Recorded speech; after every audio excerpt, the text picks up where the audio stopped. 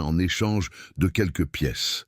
À côté, son fils Jonas observait, le sourire aux lèvres, tenant une planche presque plus grande que lui. « Un jour, je serai charpentier comme toi, papa, » dit-il, fier. Chose pesait dans le regard d'Emmanuel, l'inquiétude de celui qui voit l'avenir se refermer. Les nouvelles n'étaient pas bonnes.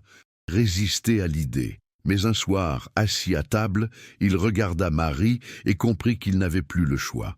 « Je dois partir, mon amour, juste pour un temps. Je vais travailler et envoyer de l'argent.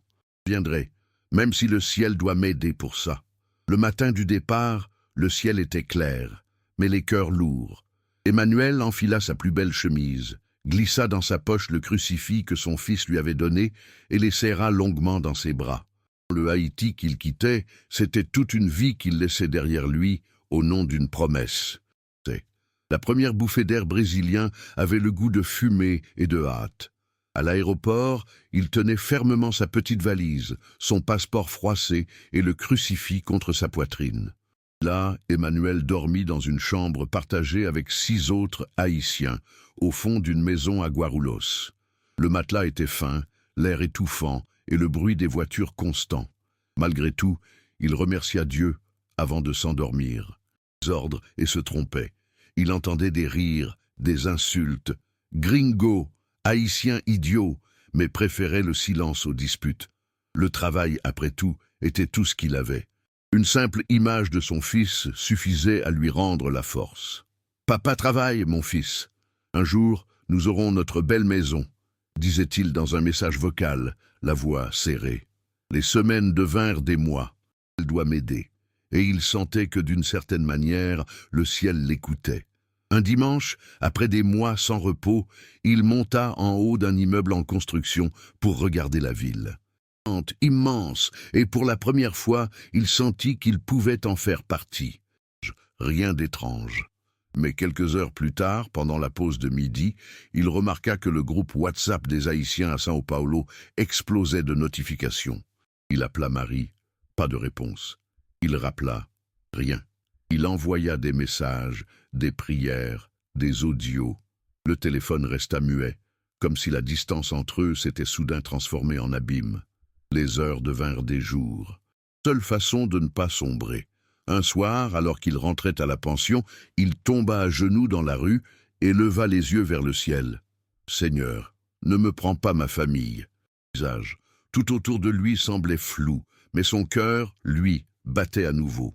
Cette nuit-là, il alluma une bougie à côté de son lit et pria longtemps. Il comprit que, même loin, Dieu veillait sur eux. Le bruit du métal contre le béton, on pouvait presque entendre « Merci Seigneur » pour une seconde chance. Depuis le tremblement de terre, quelque chose avait changé en Emmanuel. Construire, pas seulement la maison détruite en Haïti, mais aussi la vie qu'ils avaient perdue. Au chantier, il était devenu l'un des plus respectés, toujours silencieux, toujours prêt. Ce qu'il pouvait, il envoyait à Marie. Et quand le virement passait, il se sentait un peu plus vivant. Le kilomètre brillait encore, mais la solitude pesait. Le soir, après le travail, il rentrait à sa pension, où le silence semblait avaler tout le bruit du monde. Il pensait à Marie, à Jonas. Il imaginait leurs visages au coucher du soleil. Il réussit à envoyer assez d'argent pour que Marie et Jonas déménagent chez une tante, dans une zone plus sûre. C'était un petit pas, mais pour lui, c'était une victoire. Emmanuel avait réussi à économiser un peu d'argent. Pas assez pour vivre dans le luxe, mais assez pour rêver plus grand. Rêve américain s'était logé dans son esprit comme une flamme difficile à éteindre.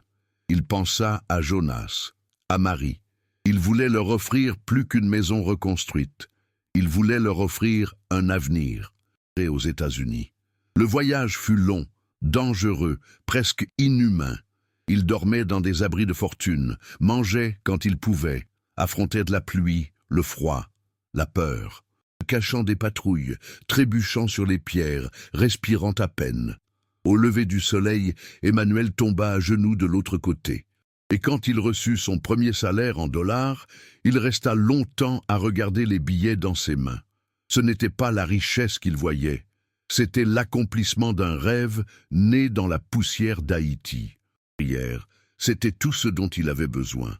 Il se levait avant l'aube, faisait son café noir dans un petit gobelet en plastique et partait sur le chantier. « Ah, regarde, j'ai peint ma chambre en bleu !»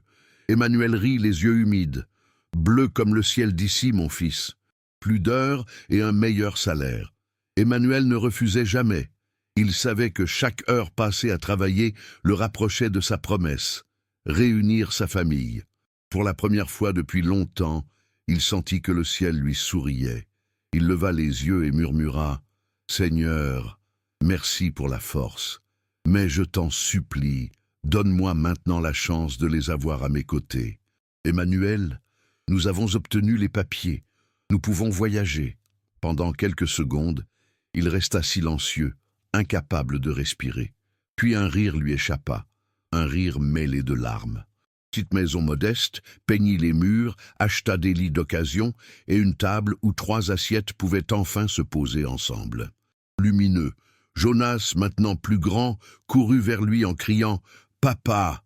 Emmanuel le serra dans ses bras, fort, si fort qu'il en oublia de respirer.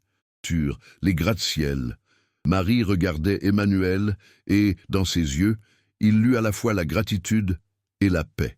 Le soir, à table, Emmanuel pria avant de manger. Ce quelque chose, Emmanuel, c'était ta foi. Il sourit. Dans ce petit salon éclairé par une lumière douce, entouré de ceux qu'il aimait, Emmanuel comprit que son voyage touchait à sa fin. Et le dîner. Emmanuel travaillait toujours sur les chantiers, mais avec un cœur plus léger. Chaque jour, en partant au travail, il embrassait Jonas sur le front et regardait Marie avec reconnaissance, peignant le ciel d'orange et de pourpre. Marie prit la main d'Emmanuel. « Tu te souviens du jour où tu es parti ?» demanda-t-elle doucement. « Comment l'oublier ?» répondit-il, les yeux fixés sur l'horizon. Emmanuel sentit une larme rouler sur sa joue, non pas de tristesse, mais de gratitude. « Tu vois ce garçon ?» dit-il. « Il ne sait pas encore, mais tout ce que j'ai fait, je l'ai fait pour lui. » Marie posa sa tête sur son épaule. « Et Dieu a vu chacun de tes pas, Emmanuel. » Le vent souffla doucement, comme une réponse venue du ciel.